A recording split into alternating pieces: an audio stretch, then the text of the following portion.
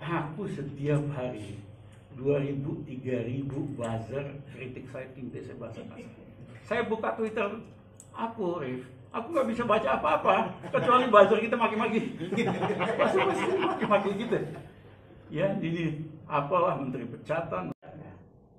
Nanti mereka percaya diri kita masukin ke dalam.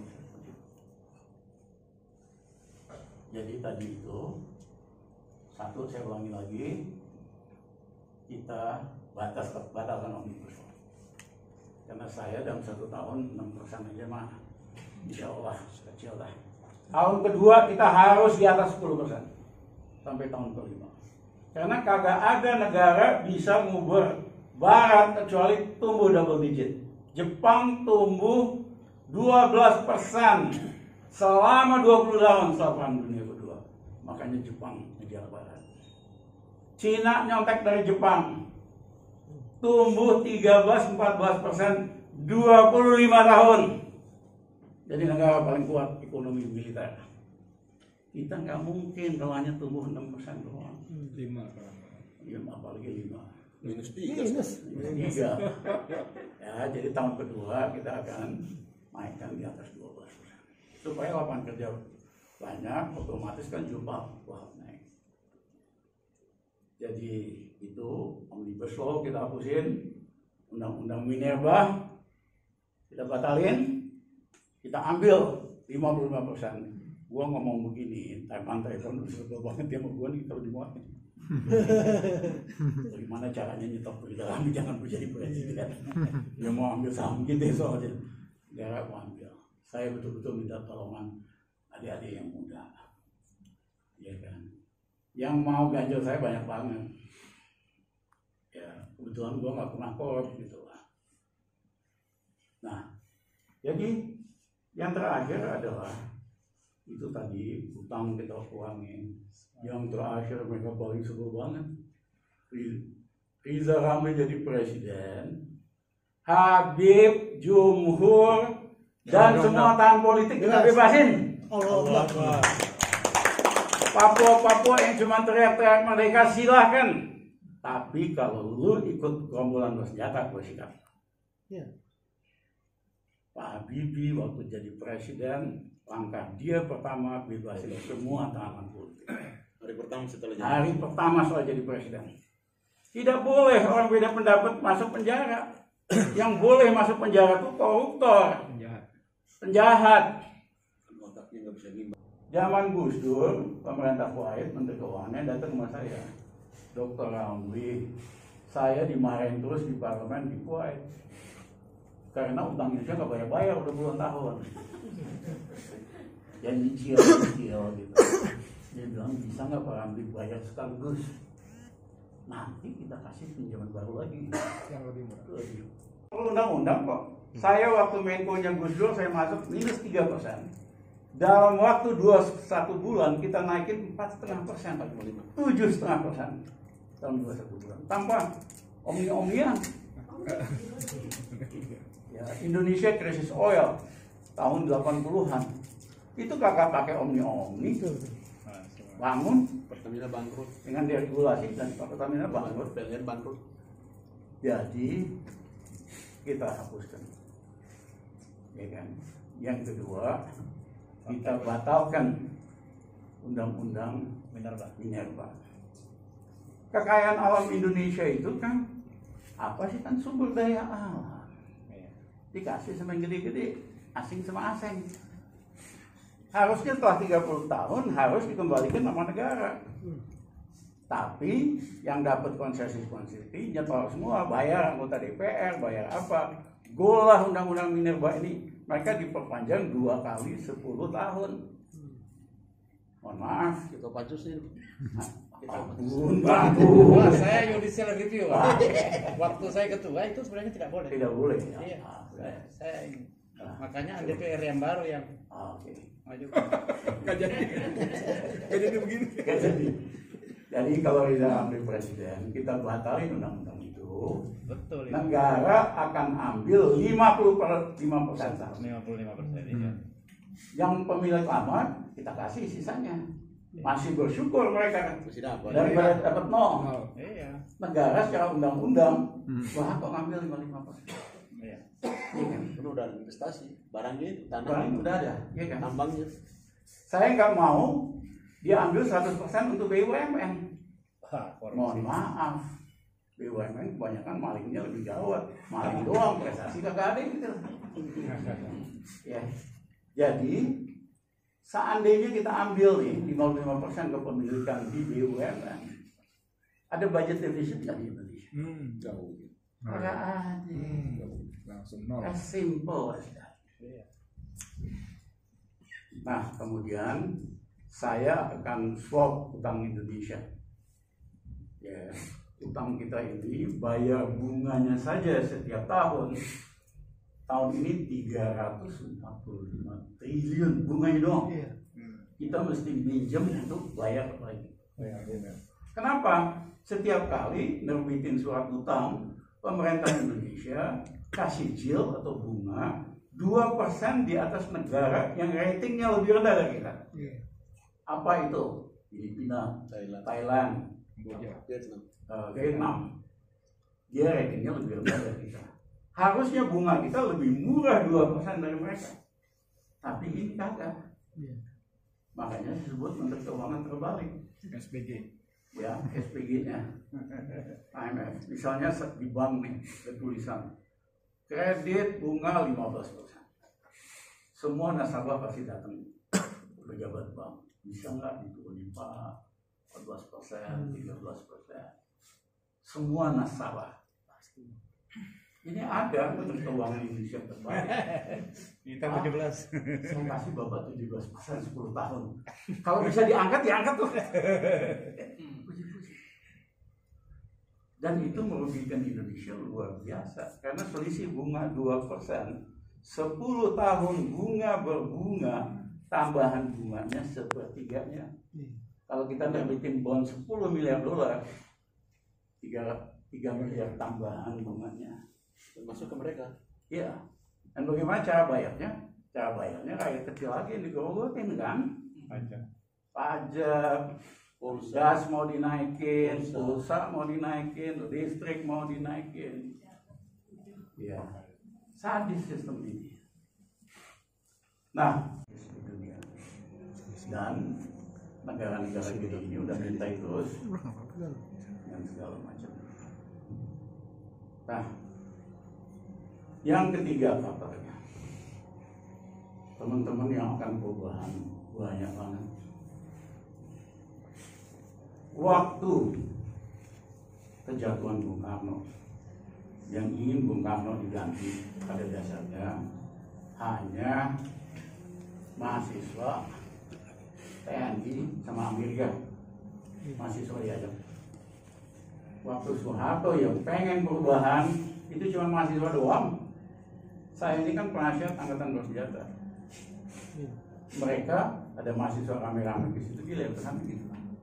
Tapi dia nggak aktif bantuin atau di belakang layar. Hanya Jenderal Soeharto, komandan marinir, yang kawal mahasiswa.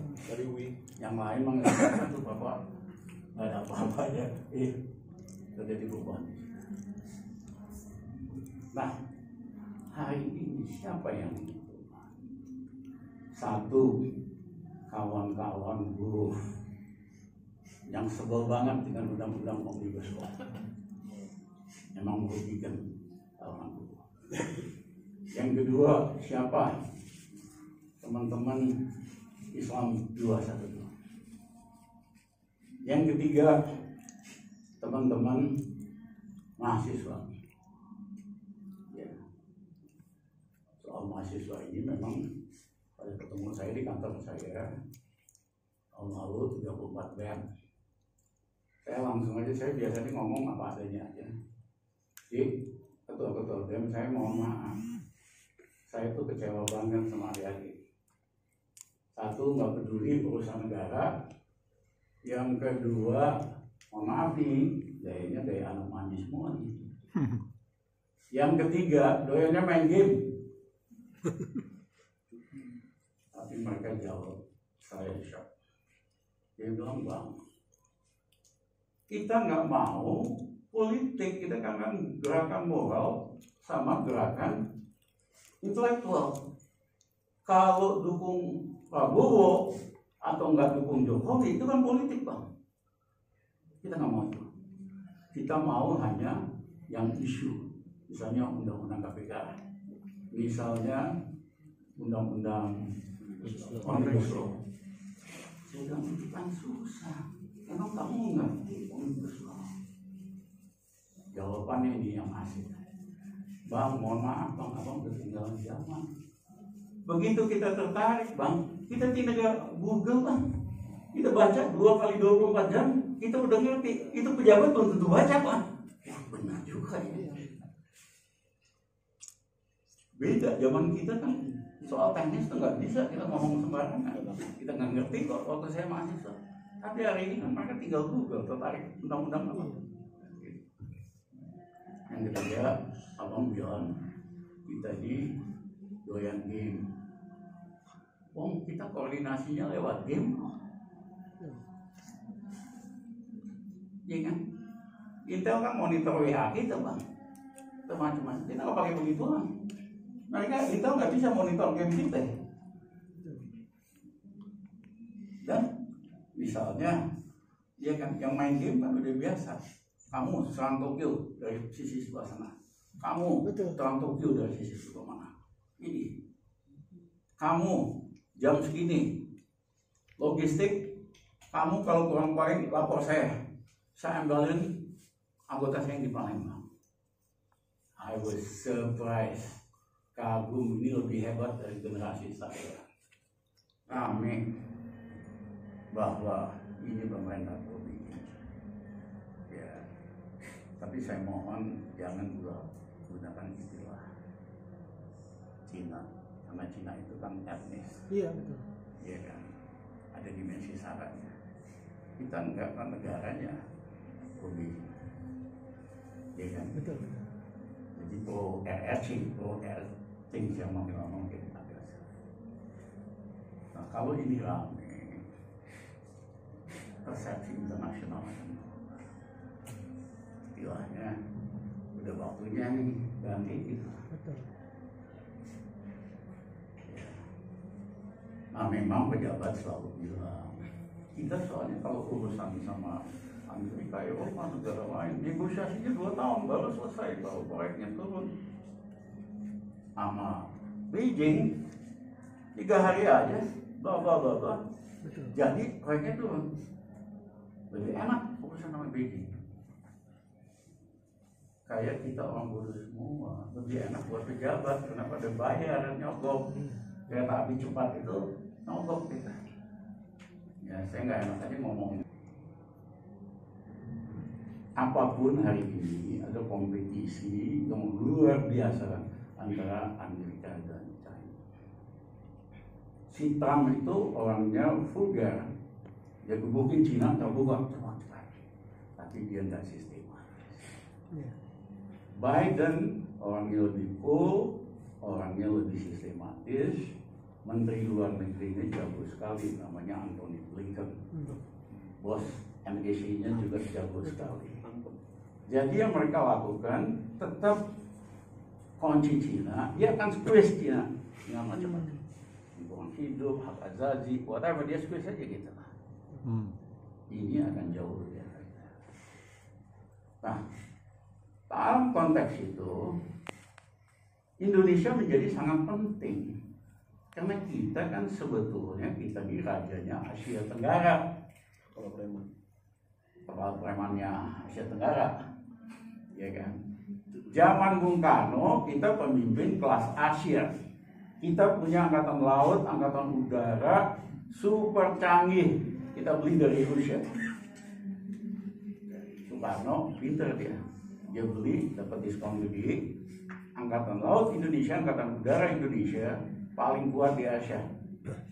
Habis itu dia ke Washington ketemu Kennedy. Seperti biasa lah. Ini kan soal perempuan dua-duanya ahli semua. Karena dia Soekarno, ya kan, jadi cocok chemistry-nya langsung. Soekarno langsung love Kennedy.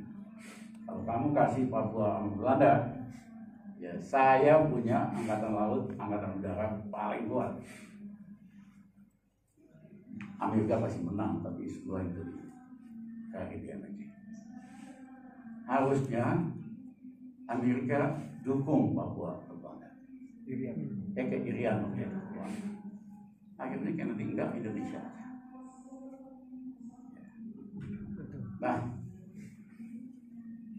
zaman Soeharto, seperti saya sudah jelaskan tadi, hari ini gimana? Indonesia, buat orang yang ngerti, analis yang ngerti dari luar negeri, udah tahu ini lebih ke Beijing. Tetapi ketutup oleh isu Islam radikal. Iya kan? Ini semua radikal. Yang mulai ngomong itu kan radikal, siapa itu ya? Menteri Agama kan? Saya kan orangnya jahil, kita ganti radikal, radikal, bubar semua aja. Bercanda, iya kan? Nah, luar negeri ngelihat, mohon maaf nih, kalau Islam radikal yang kuasa di Indonesia, ini bisa jadi ISIS, bisa jadi whatever lah, Syria.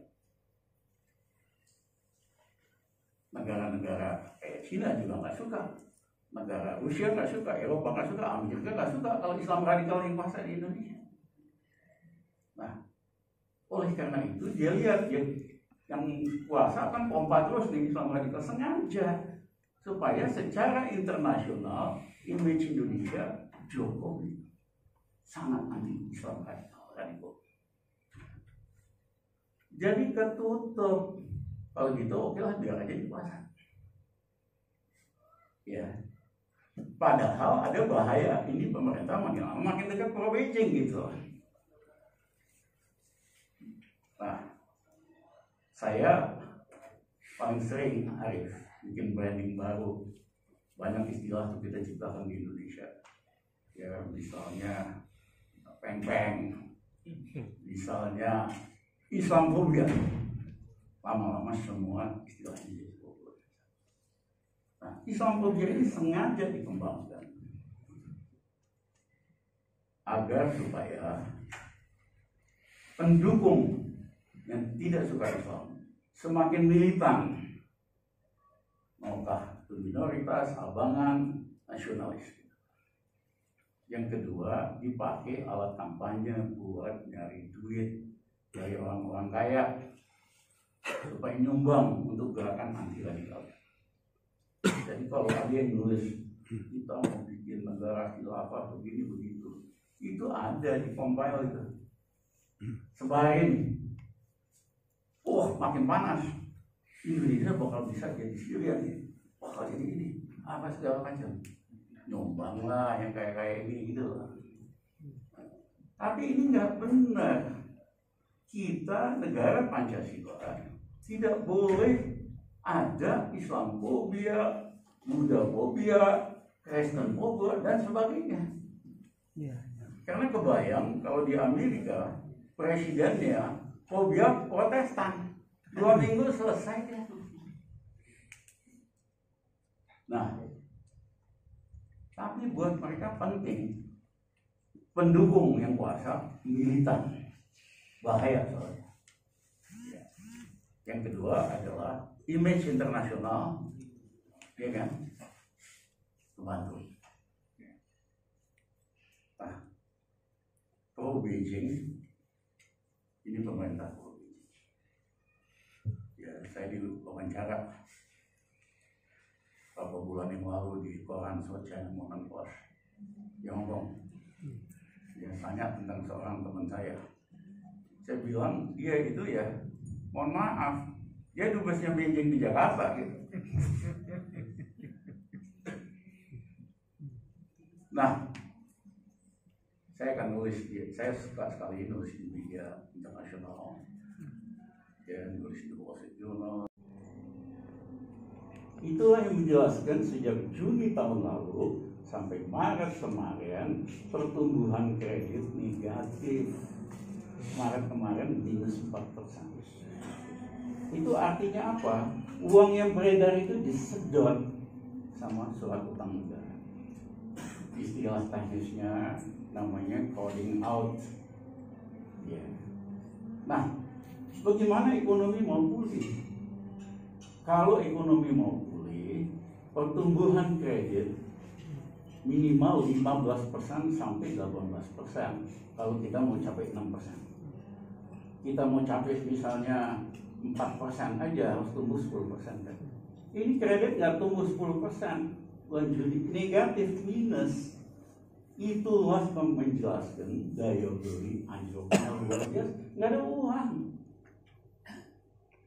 Ya, itulah kenapa Menteri Keuangan terbaik kita menganjurkan bulan ibu baju dong, lebaran, Larangan mudik. padahal larangan mudik. Kotaknya di tong sampah katanya. Dia bilang ya minimal waktu kita zoom sama keluarga kita bisa ganti baju. Saya benar-benar kaget. Ini kelas SPG Bank Dunia IMF. Jadi SPG jualan baju. Ini kan sampai cekaknya cara berpikirnya. Ya bangkrutnya cara berpikir. Nah, budget defisit tadinya di bawah 3%, udah naik 2 kalinya, 6%. Ya ini gimana? Utang lagi lebih banyak. Yang kedua, masa Bank Indonesia buat nyetak uang. Udah 670 triliun. Artinya kalau pemerintah baru bikin surat utang, Bank Indonesia wajib beli. Ini bahaya. Ini kamu menyiapkan bom besar. Karena ingat nggak, Bung Karno jatuh, ya Menteri Gubernur Bank Sentralnya waktu itu namanya Yusuf Muda Dalam, playboy, nggak ngerti ekonomi. Ya, tapi temennya apa gitu lah, jadi menteri. Dan playboy kelas berat, jadi chemistry-nya sama Soekarno cocok gitu loh. Ya kan, dia kasih solusi sama Soekarno, gampang, kita cetak aja uang. Dia cetak lah itu uang, dia pikir nyetak uang bisa nyelesain masalah. Tiba-tiba inflasi 1000%. Yang kena siapa? Rakyat biasa dong. Biasanya buat beli sesuatu hanya perlu duit 1000 misalnya, ya tiba-tiba naik hampir 1000%, naik 10 kalinya 10.000. Akhirnya rakyat ini marah. Mahasiswa yang maju di depan, suara apa ya? Soekarno jatuh. Nah, jadi ini juga ada yang sama. Gampang kok, ada masalah kita cetak aja uang. Dia lupa negara yang punya cetak uang ada kekuatan lain, punya reserve, punya flow of investasi. Jadi satu, gejala-gejala kita akan bermasalah karena dia underestimate krisis ekonomi. Ini lebih gawat dari tahun 98 seperti cerita saya tadi.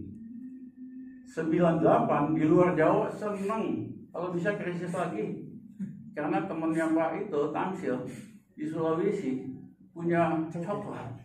Tadi dapat $1 2.500, dapat 15.000 dia. Kapan lagi nih tidak bisa kaya raya ini? Pakai sarung, bawa uang 1 karung begitu. Saya ke Manado waktu itu. Di Manado, orang Manado kan memang yang penting penampilan. Itu ke kampung-kampung, tahu nggak apa? Pada punya kulkas semua. Padahal kagak ada listrik. Cuma buat nyimpen baju doang. Cuma baju betul. Ada mobil, jam-jam gitu. Jadi 98 di luar Jawa, thank you kalau perlu krisis lagi. Di Jawa luar biasa. Pengangguran nambah 40%. Nah hari ini udah nggak ada lagi bedanya Jawa dan Jawa. Sama-sama masalah. Ya banyaklah teman-teman lebih tahu lah ceritanya.